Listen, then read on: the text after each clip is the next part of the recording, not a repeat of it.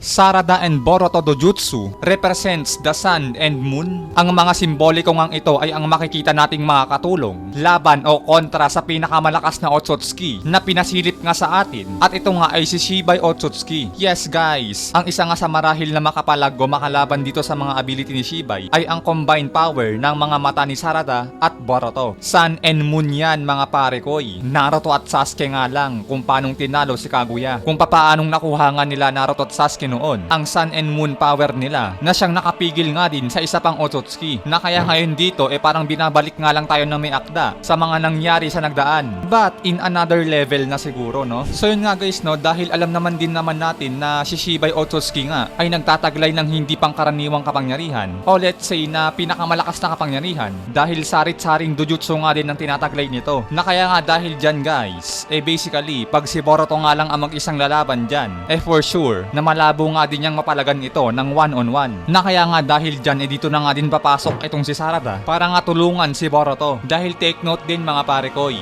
hindi mapipigilan ang klase ng Otsutsuki na si Shibai, lalot kung ito'y humantong na nga sa pagiging immortal. Like Kaguya na pinagtulungan nga siya nila Hagoromo Tamura, na even though na kayang-kayang pumalag ni Hagoromo ng one-on-one kay Kaguya in terms of power and strength, pero dahil nga immortal na nga si Kaguya at hindi na nga ito mapapatay, kaya mangyaring sealing technique na nga lang din ang ginamit nila Hagoromo upang mapigilan ng immortal na si Kaguya. Which means to say mga pare koy na kinakailangan nga ng more than one na tao para nga mapigilan ng tuluyan ang isang naging immortal na nga na Otsutsuki, na siyang naulit nga sa time skip ng Naruto dahil nga nagawang makabalik ni Kaguya sa pamamagitan ni Zetsu, mangyaring ginawa nga uli ni Hagoromo na binigyan ng 6-part power sila Naruto at Sasuke para nga maisil nga uli ito. So you see mga pare koy, ganun nga katindi ang immortal na Otsutsuki. Sealing technique na nga lang ang gagana o makakapigil dito. So kaya ngayon mga sir, naiintindihan nyo naman na siguro yung ibig sabihin natin dito, na kahit kasabihin pa natin na nagtataglay nga si Boruto ng Jogan, mangyaring hindi pa nga din yan sasapat kung ang makaharap naman niya o makakalaban ay ang immortal na Otsutsuki na siyang si Shibai. Kasi heto mga pare ko no, parang yung sinabi nga lang natin kanina na yung kali Naruto at Sasuke na kung paanong nilabanan nila o hinarap si Kaguya. Guys, kitang kita naman, bagamat may sealing power sila Naruto at Sasuke, mangyaring nakatulong pa nga nila sila Sakura at Obito at Kakashi na para tuluyang maisil lang nga si Kaguya. So parang ganun lang dito mga pare koy, maglalagay pa nga din ang may akda ng mga makakatulong ni Boruto sa pagharap sa pinakamatinding kalaban. Tsaka heto pa yan mga pare koy no, ganito, papaano nga ba kasi na maaari o marahil na mangyari na itong mga mata nila Sarada at Boruto ay magkakaroon ng role sa paglaban kay Shibai Otsutsuki? Papaano nga ba marahil mangyari yon pagdating ng araw? Bukod pa nga dun sa sinabi natin kanina na parang yun nangyari nga lang din sa nagdaan na itong Sun and Moon nila Naruto at Sasuke. So bukod nga dyan mga pare koy, how it's possible na mangyari nga ang role na to o may paggagamitan nga itong mga symbol nila na Sun and Moon na mga mata nila Sarada at Boruto laban kay Shibai o kontra nga uli sa isang immortal na Otsutsuki? So heto mga sir,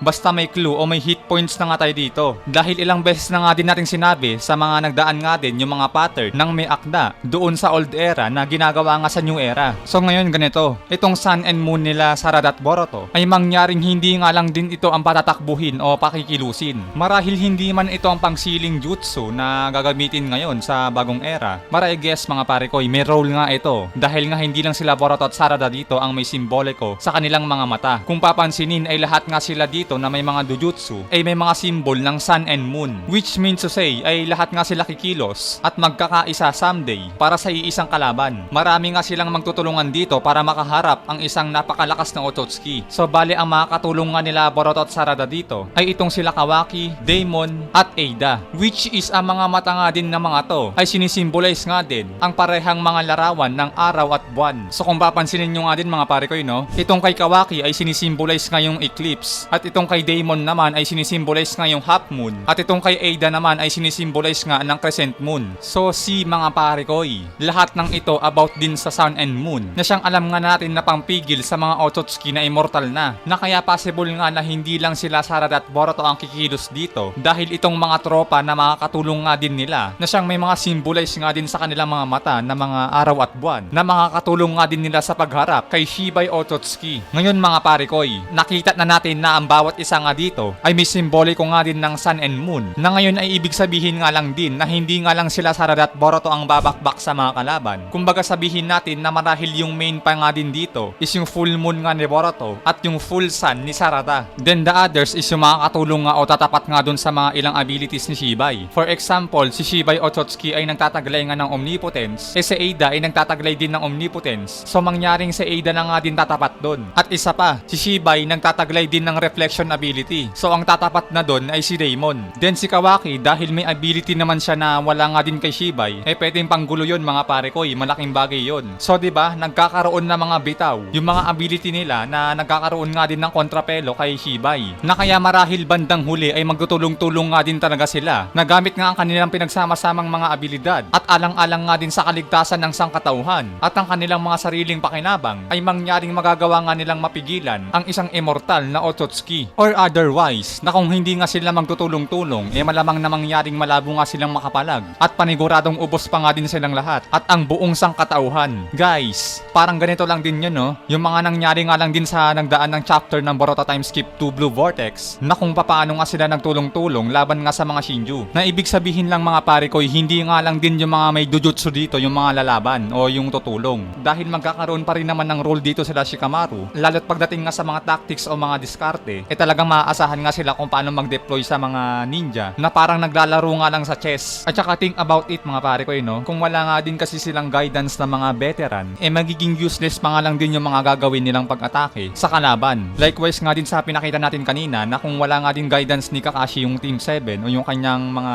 estudyante, at kung wala nga rin guidance nila Kashin Koji at Shikamaru, sila si Boruto, Kawaki, Daemon at Ada at ang iba pa, malabo nga lang din nilang matatalo si Mamushi. So kahit nagtataglay nga sila ng mga iba yung kalakasan o mga ability, kung wala silang guidance o walang gumagabay sa kanila sa mga paraan, mataas nga ang tsansa na matalo pa nga din sila. Parang sa basketball lang mga pare ko, kahit mga superstar na yung mga pinapalaro mo, kung wala silang coach ay magkakagulo at mataas nga ang tsansa na matalo. So parang ganun nga lang din yun dito. Kahit sabihin pa natin na nagtataglay nga si Boruto ng Godly Eye, which is ang Jogan, magiging useless nga lang din uli ito kung mangyaring mag-isa na naman siya kikilos o gagalaw. And regarding naman dun sa sealing technique na sinasabi natin na itong Sun and Moon nila Boruto at Sarada, which is kay Naruto at Sasuke nga noon, na bagamat for now ay mahirap ngang hulaan na marahil na magiging sealing power din itong mga mata nila, kung magkagayon man sana nga mangyari yun. Dahil lalo't alam din naman natin na wala nga pwedeng ibang makapigil sa isang Otsutsuki o sa isang immortal na nga na Otsutsuki, kundi ang sealing technique na nga lang. Or maybe yung mga sinabi nga din natin kanina na yung mga mata nga din nila Daemon, Ada na sinisimbolize nga rin ng Sun and Moon, na kapag pinagsama-sama yun, marahil na makabuo nga din yun ng isang napakatinding sealing technique na siyang pipigil kay Shibai Otsutsuki. Basta para sa akin guys, marahil na ibabalik nga na may akda ang isang jutsu na siyang tatapat nga uli sa isang immortal. Pero kung ano man yun specifically, siguro for now wala pa nga tayong masyadong clue kung ano nga ba ang bagay na yun. Na kaya for now nga din, ito nga muna ang pinangahawakan nating teorya. Hanggang dito na nga muna tayo mga pare ko. Maraming salamat sa inyong panonood. Keep safe palagi. Sana'y nag-enjoy kayo. Hanggang dito, Anime Tagalog Talakayan nagpapaalam.